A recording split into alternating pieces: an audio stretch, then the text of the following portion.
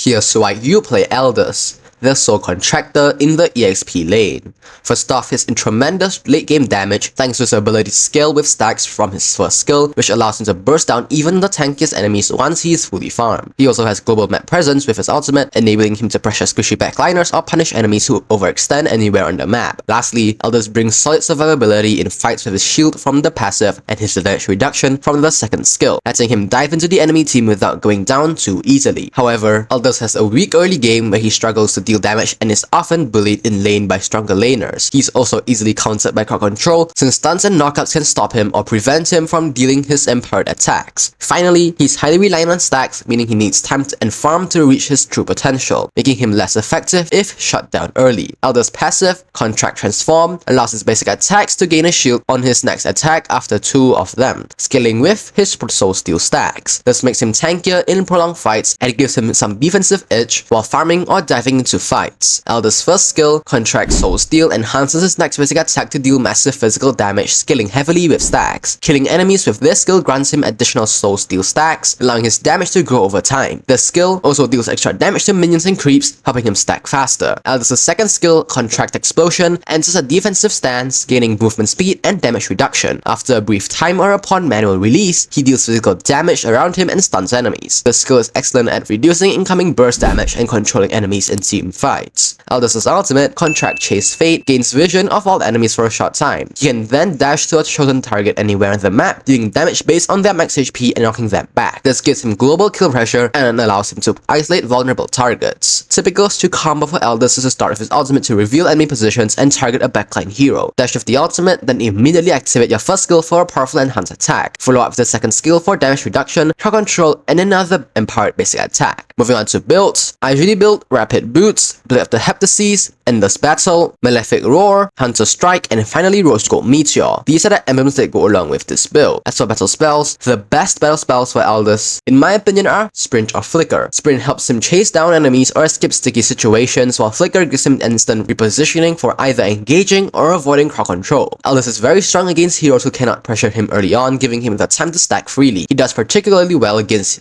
heroes like Zilong and Leomord who struggle to stop his scaling. On the other hand, Aldous is heavily countered by early game fighters such as Martis and Diroth who can bully him in lane and prevent him from stacking. He also synergizes well with early game dominant heroes like Dalman or Bruno who can help cover his weakness while he builds up power. You should upgrade the first skill at level 1 and prioritize leveling it up as much as possible since it is Aldous' main source of damage and stacking. The second skill should be upgraded as backup for survivability and control, and most importantly upgrade the ultimate whenever available. When playing Aldous, patience is key. Your main goal early on is to farm safely and stack your first skill as quickly as possible, avoiding unnecessary fights unless you're sure to secure a kill. Use your second skill wisely to mitigate damage when diving into the enemy backline, as it can help you survive burst combos. Once you unlock your ultimate, look for isolated targets like enemy marksmen or mages since they are the easiest to burst down and can give your team a huge advantage. Don't just use your ultimate blindly. Sometimes the threat of having global presence is enough to force enemies to play defensively. In the late game, you should focus on split pushing when your team doesn't need you, since your empowered basic attacks can clear waves quickly. However, always be ready to join team fights with your ultimate, as it can change the outcome instantly. Managing your stacks and timing your engages are what separate good Aldous players from great ones.